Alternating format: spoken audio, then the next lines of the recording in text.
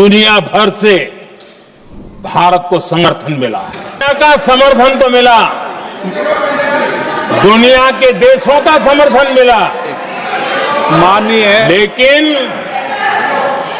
ये दुर्भाग्य है कि मेरे देश के वीरों के पराक्रम को कांग्रेस का समर्थन नहीं।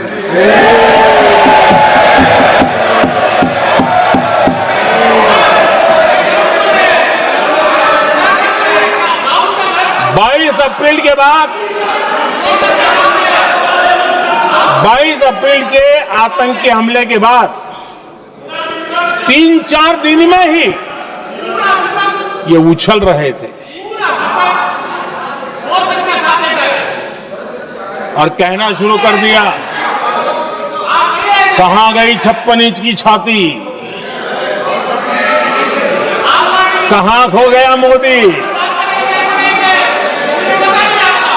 मोदी तो फेल हो गया। क्या मजा ले रहे थे, उनको लगता है वाह बाजी मार ली। उनको पहलगाम के निर्दोष लोगों की हत्या में भी वो अपनी राजनीति तराशते थे।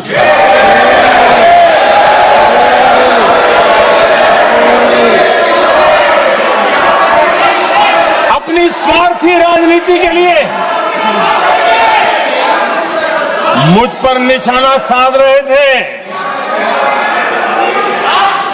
लेकिन उनकी ये बयानबाजी, इनका छिछोरापन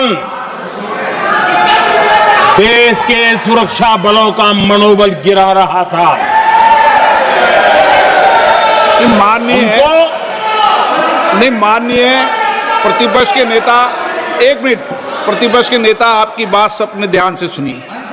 आप बेटे कांग्रेस के और नेताओं को जैसे ये उचित नहीं है आपके लिए। न भारत के सामर्थ्य पर भरोसा है और न ही भारत की सेनाओं पर,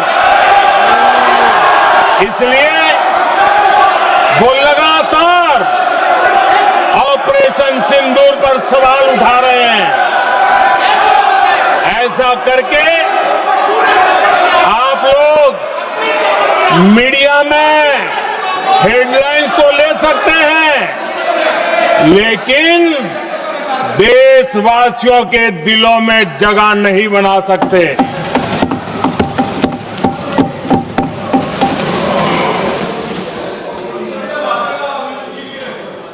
आदरणीय सभापति जी, आदरणीय अध्यक्ष जी,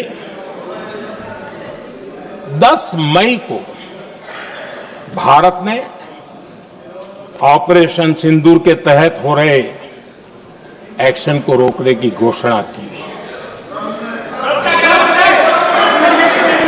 इसको लेकर यहां भांति भांति की बातें कही गई।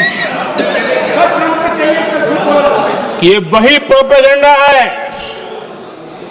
जो सीमा पार से फैलाया गया है।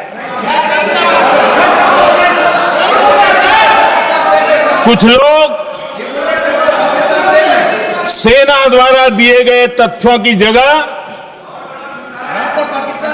पाकिस्तान के झूठ प्रचार को आगे बढ़ाने में जुटे हुए हैं। जबकि भारत का रुख हमेशा स्पष्ट रहा है।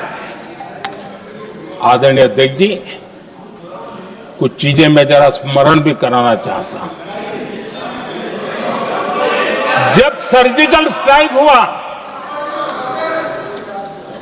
उस समय हमने लक्ष्य तय किया था, हमारे जवानों को तैयार करके कि हम उनके इलाके में जाकर के आतंकियों के जो लॉन्चिंग पैड है उनको नष्ट करेंगे। और सर्जिकल स्ट्राइक, एक रात के उस ऑपरेशन में हमारे लोग सूर्योदय होते होते काम पूरा करके वापस आए। लक्ष्य निर्धारित था कि ये करना है।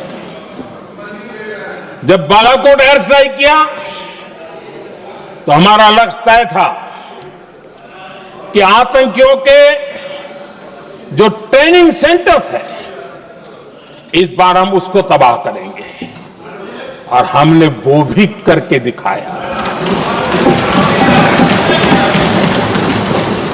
ऑपरेशन सिंदूर के समय हमारा लक्ष्य तय था और हमारा लक्ष्य था कि आतंक के जो एपी सेंटर है और पहलगाम के आतंकियों को जहां से पुरजोश योजना बनी, ट्रेनिंग मिली, व्यवस्था मिली, उस पर हमला करेंगे।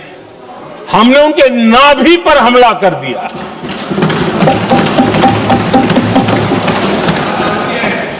जहां पहलगाम के आतंकियों का रिक्रूटमेंट हुआ, ट्रेनिंग होती थी, फंडिंग होता था, उन्हें टेक्निकल सपोर्ट मिलता था, शस्त्र सरंजाम मिलता था, उस जगह को आइडेंटिफाई किया और हमने सटीक तरीके से ऑपरेशन सिंदूर के तहत आतंकियों की नाभि पे प्रहार कर दिया। और आदरणीय अध्यक्ष जी, इस बार भी हमारी सेना ने 100% लक्ष्यों को हासिल करके देश के सामर्थ्य का परिचय दिया।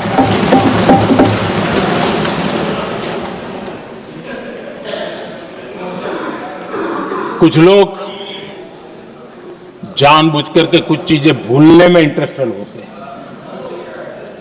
देश भूलता नहीं है, देश को याद है। 6 रात और 7 मई सुबह ऑपरेशन हुआ था और 7 मई को सुबह भारत ने प्रेस कॉन्फ्रेंस हमारी सेना ने की और इस प्रेस कॉन्फ्रेंस में भारत ने स्पष्ट कर दिया था और पहले दिन से क्लियर था कि हमारा लक्ष्य है आतंकियों के आका, आतंकियों की जो व्यवस्थाएं जहां से होती है वो और उनके अड्डे, उनको हम ध्वस्त करना चाहते थे और हमने प्रेस कॉन्फ्रेंस में कह दिया था, हमने हमारा काम कर दिया है, हमने जो तय किया था पूरा कर दिया है। और इसलिए 6-7 मई को ऑपरेशन हमारा संतोषजनक होने के तुरंत बाद कल जो राजनाथ जी ने कहा था, मैं डंके की चोट पर दोबारा दोहराता हूं। আরো ভালো ভালো খবর দেখতে সাবস্ক্রাইব করুন বাংলা হান্টের ইউটিউব চ্যানেল। বাংলা হান্টের আরো খবর দেখতে নজর রাখুন। বাংলা খবর মানেই বাংলা হান্ট।